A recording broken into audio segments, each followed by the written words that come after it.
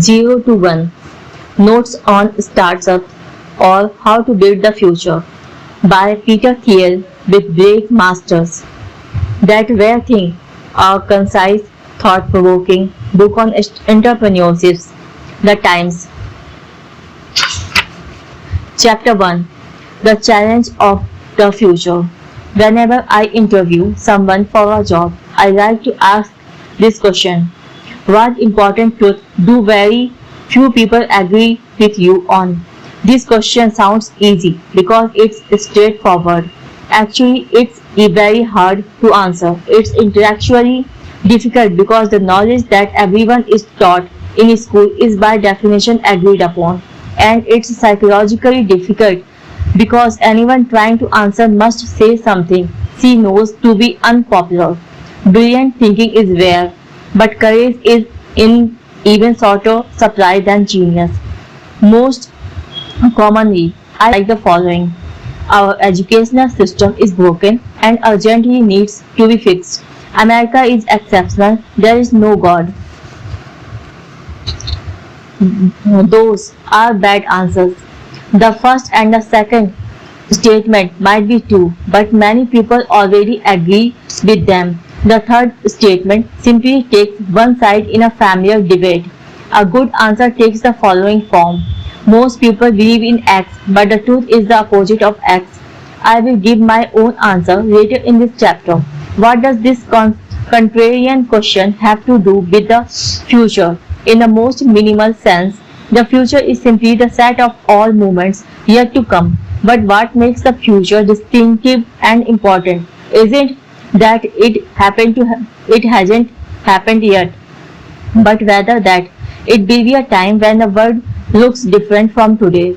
In this sense, if nothing about our society changes for the next 100 years, then the future is over 100 years away. If things change radically in the next decade, then the future is nearly at hand.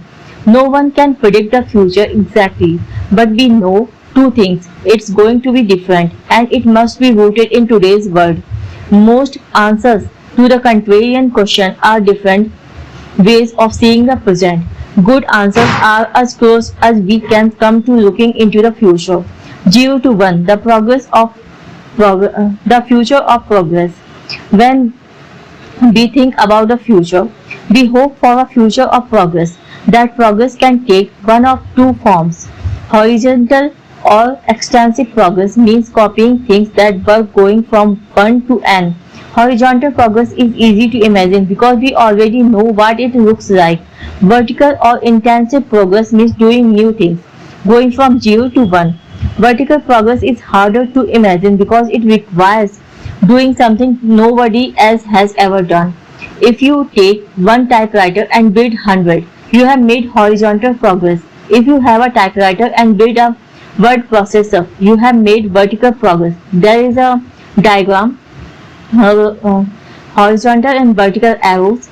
Vertical arrows have vertical or intensive progress doing new things, and on horizontal arrow there is written horizontal or extensive progress, copying things that work. At the macro level, the single word for horizontal progress is globalization, taking things that work somewhere and making them work everywhere. China is the paradigmatic example of globalization. Its 20-year plan is to become like the United States is today. The Chinese have been straightforwardly copying everything that has worked in the developed world. 19th century railroads, 20th century air conditioning, and even entire cities. They might skip a few steps along the way, going straight to wireless without installing landlines, for instance, but they are copying all the same. The single word for vertical 0 to 1 progress is technology. The rapid progress of information technology in recent decades has made Silicon Valley the capital of technology in general, but there is no reason why technology should be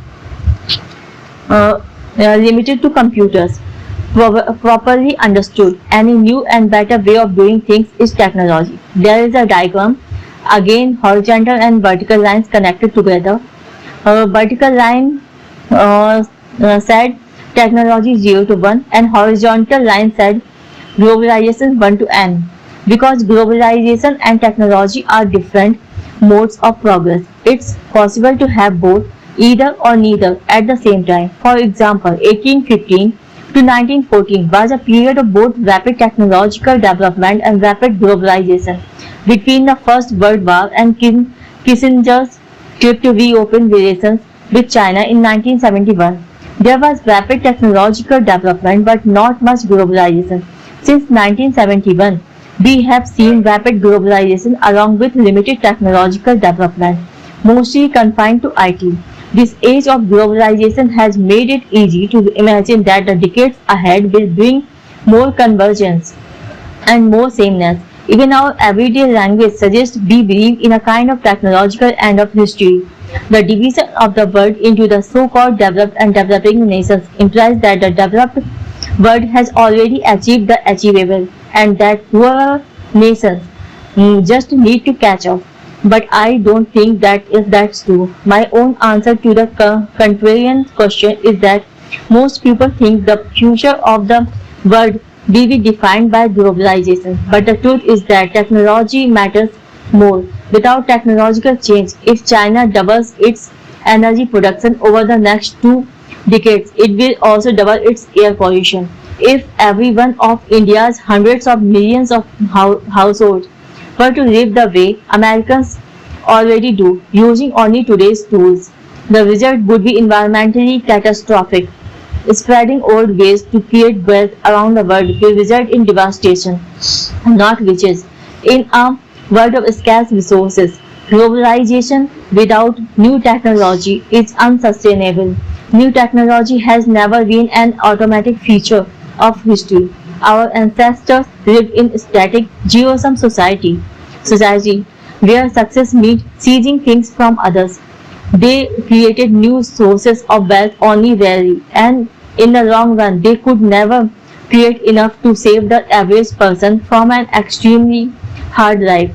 Then, after 10,000 years of fitful advance from primitive agriculture to medieval windmills and 16th century stove ribs, the modern world suddenly experienced relentless technological progress from the advent of the steam engine in the 1760s all the way up to about 1970. As a result, we have inherited a richer society than any previous generation would have been able to imagine. Any generation excepting our parents and grandparents, that is, in the late 1960s, they expected this progress to continue. They looked forward to a 4-day work week, energy too cheap to meter, and vacations on the moon. But it didn't happen. The smartphones that distract us from our surroundings also distract us from the fact that our surroundings are strangely old. Old computers and communications have improved dramatically since mid-century. That doesn't mean our parents were wrong to imagine a better future. They were only wrong to expect it as something automatic. Today, our challenge is to both imagine and create the new technologies that can make the 21st century more peaceful and prosperous than the 20th. Startup thinking. New technology tends to come from new ventures startups. From the founding fathers in politics to the Royal Society in science to Fairchild Semiconductors, Pretorius Aid in business. A small group of people bound together by a sense of mission have changed the world for the better. The easiest explanation for this is negative.